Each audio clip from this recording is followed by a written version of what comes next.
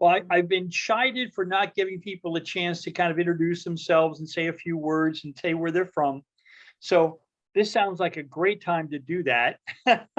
So just before we do that, you've just won an award, haven't you? I have, and it was very touching, and it really meant a lot to me because I was very hesitant to enter it. It was to write about a very, very esoteric topic of Hindu mysticism, a meditation experience. And at first I thought, I've been an independent scholar. I have not done my religious training and my comparative religious studies under any rubric at all. I've just been an independent scholar. And when it was proposed to me, would I like to write on this very, very unusual topic called Shunra, I thought, oh my God, how would I dare, write to Indians, to Hindus about a Hindu concept? I mean, that was a little nervy, and I had to kind of think about it for a couple of days before I decided to do it. So to win an award, it really meant a lot. It was very touching. Congratulations. Thank you so much. Thank you so much. Thank you, sir. There we go. And Lesley's here too. Fantastic. Yay. Fantastic. Oh, this is great. Just great. Hello, Tim. Hi, guys. Good to see you, sir. Good to see you. And Lesley's just about here too. How wonderful. Jeff, are you in Nashville in Francesca's machine computer or something? That is correct. I've been in Nashville for the last week. I've done a couple live gigs here, and I'm zooming in from Francesca's place. Yesterday I zoomed in from Amy Hoskins' place, so I've kind of been all over the place here. Lovely. Oh, those hospitable Nashvillians. Yeah, they're the poetry people, at least. They've been showing me what Southern hospitality really is, and also doing great. whatever sightseeing I've been able to do. Very good. Which is most impressive, considering I don't drive. So, and there's like virtually no transit system here. That sounds like America. Hello, Lesley. Lesley, welcome. So good to see you. Good seeing you, everyone. Hi, Rick. Hello, hello. Okay, so we've got Prospero's covered, Ariel's covered, Stefano's covered, Trinculo's covered, Ferdinand's covered, Caliban's covered. I'm going to do Iris, and Cirrus Mayhair hasn't arrived yet. So it looks like there's 3 parts available: Ceres, Miranda, and Juno. Lesley asked what her character was. Okay, Lesley, you are Trinculo. That's right. Trinculo. And you're a rascal. You're a rascal. You've been drinking. You're deep in your cups, as they say. Oh, cool. Wonderful. It's exactly what I need today. And I hope that many of you will come back for episode 5 at 2:00 my time. So add 2 more hours to where we are. This should be less than an hour today. Our Act 4. So we'll be meeting at it's noon now. At 2:00 we'll be doing Act 5. So for our purposes, pretend this is a wine bottle. Okay. Okay. You're in luck. We have a very vivid imagination. Let me go ahead, go around a group, and everyone can say where you're from and just a few words about yourself. Ray, let me ask you to start, my brother. Okay, thanks, Rick. Yeah, my name's Ray. I live in Florida in the USA, and I'm a musician and a landscaper. And I've just recently been taking part in the Shakespeare readings on Zoom, and it's been really fun. I'm really glad to be here. Thanks. Thank you, brother. Thank you. He's a very modest fellow. He's been a performer for a very long time. Back in the wild 60s, he and I used to do a lot of street theater. And when I wrote and produced a science fiction comedy, he was a regular in our group. I could never tell who was going to be there, so I called it the Captured Chorus. whoever I could capture that night. And he was always a stalwart fellow. Those years behind the base have done him well. Juliana, if you'll tell us a little bit about yourself, my dear. Hi everyone, I'm Juliana Heng. I'm from Kuala Lumpur, Malaysia, and I do stand-up comedy. So I'm also an aspiring actor, so I wanted to like read more Shakespeare texts and then to understand, but it's hard to do that alone. So it's fun reading with everyone else. Wonderful. Tim, may I ask you to tell us a little bit about yourself, sir? Sure, I'm Tim Evans. I'm zooming in from Swansea in South Wales. I'm a poet. In the past, I used to be a teacher and a lecturer, and did a fair amount of time teaching Shakespeare. So I'm more than happy to be involved in actually acting some of it out. So that's me. We're so pleased to have you, brother. So pleased. My dear Rhoda, tell us a little bit about yourself. Right. And I just wanted to say that Tim was a little bit faint. So if you can make it a bit louder when you, yeah, it'd be better. I'm in the same house as Tim, but in a different room. I'm in Wales in UK, and I'm a poet, and I've never acted since I was at school when they made me be a statue covered in talcum powder for the Julius Caesar. But since Rick has involved me in first Coriolanus and now this, I'm beginning to realize I might, apart from the fact that I completely have no memory now, so it's a bit too late, that perhaps I'm better at acting than I might. That school never recognized that in me. So that's me. I'm a poet and political something. I don't know if I'm a true activist, but I do write and speak and take part in meetings and rallies and things. So I guess I am. You are very much so, and that poet shines so beautifully. Thank you so much. Mayhair's is coming, so that's wonderful. Nice. Okay, and Mayhair is Ceres, the goddess, and that brings us to the charming and talented Mr. Jeff. Jeff, tell us about the recently republished novelist. You're talking about my book? Your book. Talk about it. Okay, this is my novel, Hate Story, which came out in March, and it's available from Amazon and Barnes & Noble, or if you run into me here in Nashville, I can sell you a copy, like, physically.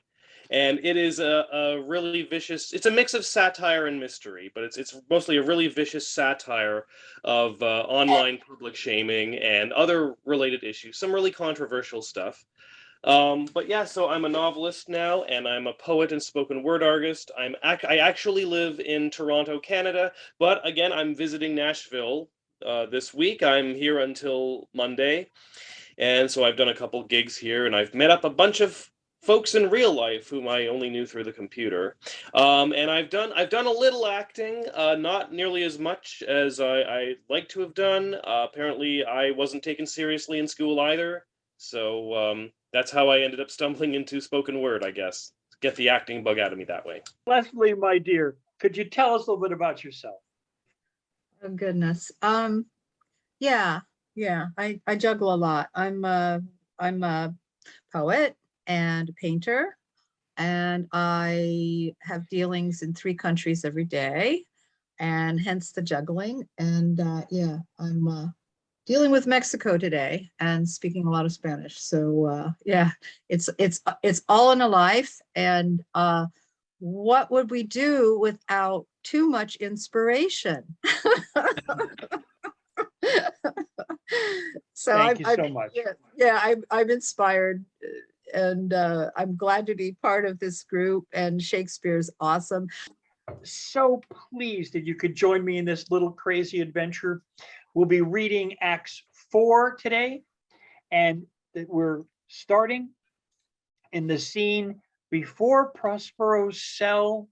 Enter Prospero, Ferdinand, and Miranda. If I have too austerely punished you, your compensation makes amends, for I have given you here a third of my own life, or that for which I live, who once again I tender to thy hand. All thy vexations were but my trials of thy love, and thou hast hastily, strangely stood the test here afore heaven. I ratify this my rich gift, O Ferdinand. Do not smile at me that I boost her off, for thou shalt find she will outstrip all praise and make it halt behind her. I do believe it against an oracle. Then, as my gift and thy own acquisition, worthily purchase, take my daughter. But if thou dost break her virgin knot before all sanctimonious ceremonies may, with full and holy rite be ministered, no sweet aspersion shall the heavens let fall to make this contract grow, but barren hate. Sour eye disdain and discord shall bestrew the union of your bed with wit so lovely that you shall hate it both. Therefore, take it as Hymen's lamps shall light you. As I hope, quiet days, fair issue and long life, with such love as 'tis now the murkiest den, the most opportune place, the strongest suggestion, our worser genius shall never melt mine honor into lust, to take away the edge of that day's celebration, when I shall think where Phoebus's steeds are foundered, or night kept chained below. Fairly spoke. Sit then and talk with her. She is thine own. What, Ariel, my industrious servant, Ariel? What would my potent master? Here I am. Thou and thy meaner fellows, your last service, did worthily perform, and I must use you in such another trick. Go bring the rabble, over whom I give thee power, here to this place. Incite them to quick motion, for I must bestow upon the eyes of this young couple some vanity of my art. It is my promise, and they expect it from me. Presently, With a twing. before you can say come and go and breathe twice and cry so, each one tripping on his toe will be here with mop and mow. Do you love me, master? No? Dearly, my delicate Ariel, do not approach till thou dost hear me call. Well, I conceive. Look thou be true, do not give dalliance. Too much the rain, the strongest oaths are straw. To the fire in the blood, be more abstemious, or else good night, your vow. I warrant you, sir, the white, cold virgin snow upon my heart abates the ardor of my love. Well, Liver. well, now come, my Ariel, bring a corollary. Rather than one a spirit, appear emperately. No tongue, all eyes, be silent. A mask. Enter Iris. Ceres, most bounteous lady, thy rich lees of wheat and rye and barley and vetches, oats and peas, the toothy mountains where live nibbling sheep, the flat meads hatched with stover, them to keep, thy banks with pinion twilled brims, with spongy April at thy hespit trims, to make cold nymphs chaste crowns, and thy broom groves whose shadow the dismissed bachelor loves, being last lorn, thy pole-clipped vineyard, thy seamard sterile and rock-hard, where thou thyself dost err, the queen of the sky, whose watery arch and messenger am I, bids thee leave these, and with her sovereign grace here on this grass plot, in this very place, to come and sport. Her peacocks fly amain, approach, rich Ceres, her to entertain. Enter Ceres. Hail, many-colored messenger that ne'er dost disobey the wife of Jupiter, who with thy saffron wings upon my flowers diffusest honey drops, refreshing showers, and with each end of thy blue bow dost crown my bosky acres and my unshrubbed down. Rich scarf to my proud earth, why hast thy queen summoned me hither to this short-grassed green? Of her society be not afraid. I met her deity cutting the clouds toward Paphos, and her son dove drawn with her. Here thought they to have done some wanton charm upon this man and maid, whose vows are that no bed right shall be paid till Hymen's torch be lighted, but in vain. Mars' hot minion is returned again. Her waspish-headed son has broke his arrow, swears he will shoot no more but play with sparrows and be a boy right out. Highest queen of state, great Juno comes, I know her by her gait. Enter How Juno. does my bounteous sister? Go with me to bless this twain, that they may prosperous be and honored in their issue. Honor, riches, marriage blessing, long continuance and increasing hourly joys be still upon you. Juno sings her blessings on you. Earth's increase, foison plenty, barns and garners never empty, vines with clustering bunches growing, plants with goodly burden bowing, spring come to you at the farthest, in the very end of harvest. Scarcity and want shall shun you, Ceres' blessing so is on you. This is a most majestic vision and harmoniously charmingly. May I be bold to think these spirits? Spirits which by my art I have from their confines called to enact my present fancies. Let me live here ever. So rare a wondered father and a wife makes this place paradise. Juno and Ceres whisper and send Iris on employment. Sweet, now silence. Juno and Ceres whisper seriously. There's something else to do. Hush and be mute, or else our spell is marred. You nymphs, called naiads of the wandering brooks, with your sedged crown and ever harmless looks, leave your crisp channels, and on this green land answer your summons. Juno does command. Come, temperate nymphs, and help to celebrate a contract of true love. Be not too late. Enter certain miss. You sunburned sicklemen of August weary, come hither from the furrow and be merry. Make holiday, your rye straw hats put on, and these fresh nymphs encounter every one in country footing.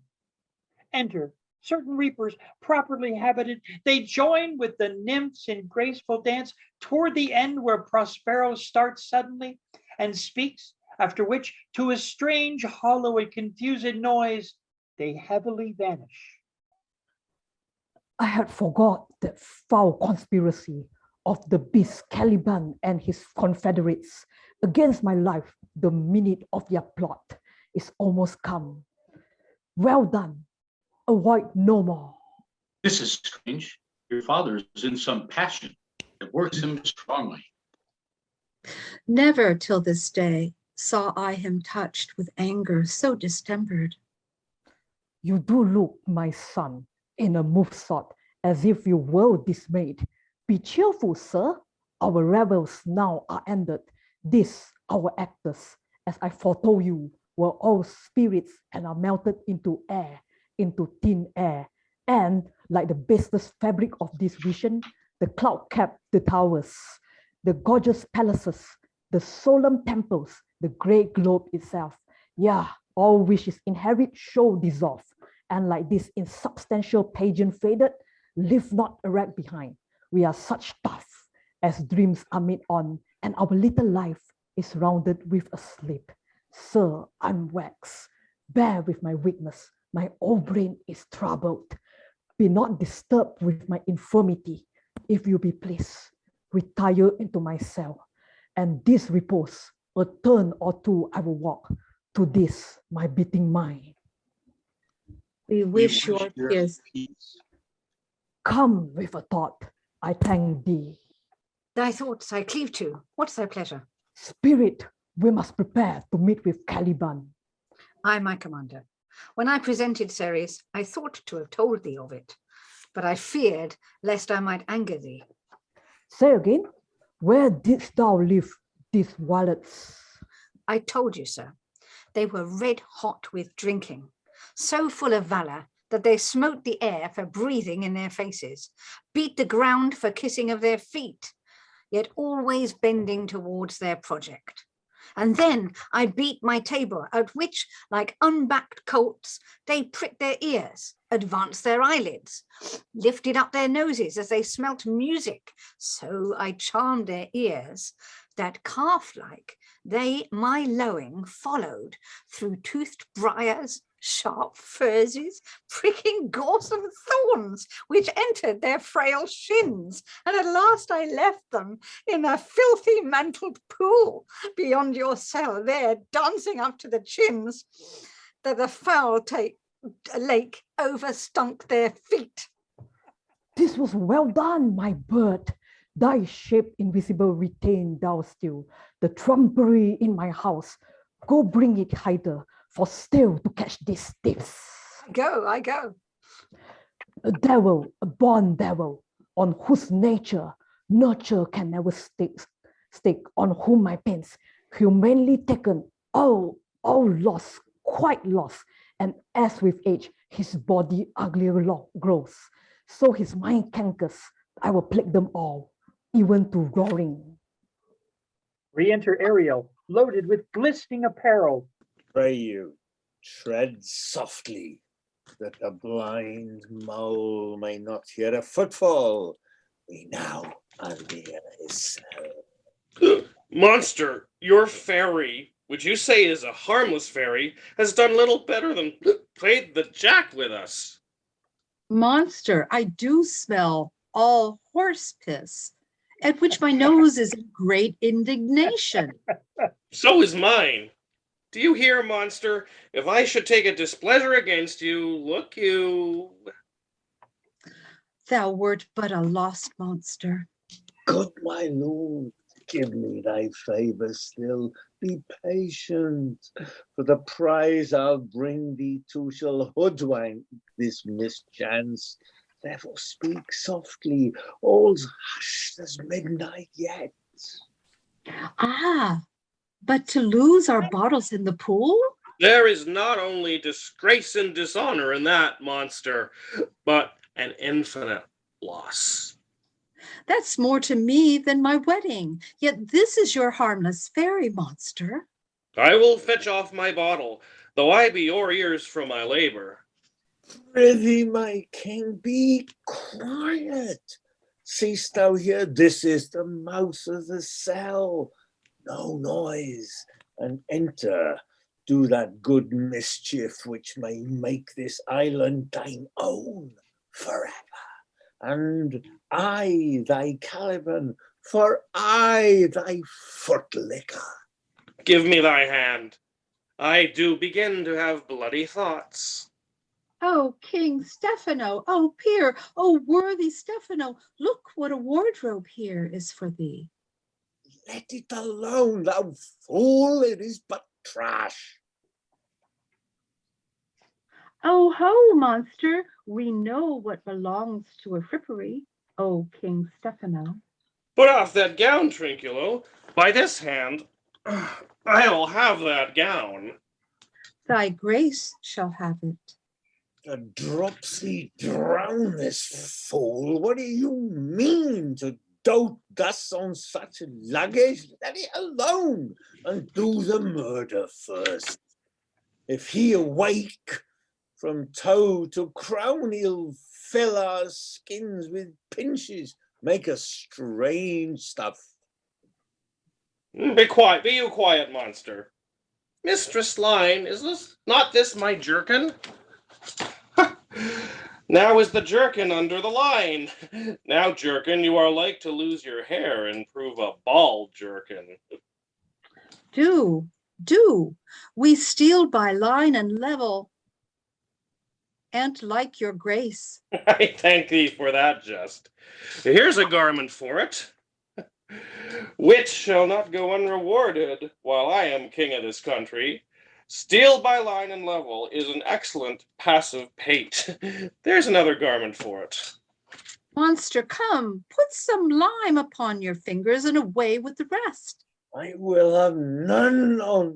We shall lose our time and all be turned to barnacles or to apes with foreheads villainous load. Monster, lay to your fingers. Help to bear this away where my hogshead of wine is, or I'll turn you out of my kingdom. Go to, carry this. And this. Aye, and this. Load, load, load. A noise of hunters heard, enter diverse spirits in shapes of dogs and hounds, hunt them about, Prospero and Ariel setting them on. Hey, Mountain, hey! Silver, there it goes, Silver. Furry, furry! There, tyrant there! Hark, hark! Ah! Caliban, Stefano, and Trinculor driven out. Ah! Go charge my goblins that they grind their joints with dry convulsions, shorten up their sinews with edge cramps, and more pinch-spotted make them. Then part, O cat, O mountain. Hark, they roar. Let them be hunted soundly at this hour. Lie at my mercy, all my enemies. Shortly shall all my labors end, and thou shalt have the air of freedom for a little. Follow and do me service. Bravo, bravo. Bravo! Well done, well done. That was fun. Oh, fantastic. Yay. Good. Okay, That thanks means again, good people. I can watch the Welcome. Thank you so much. Okay, bye-bye. Bye-bye. you an Bye. hour. Thank Right. you. See you soon.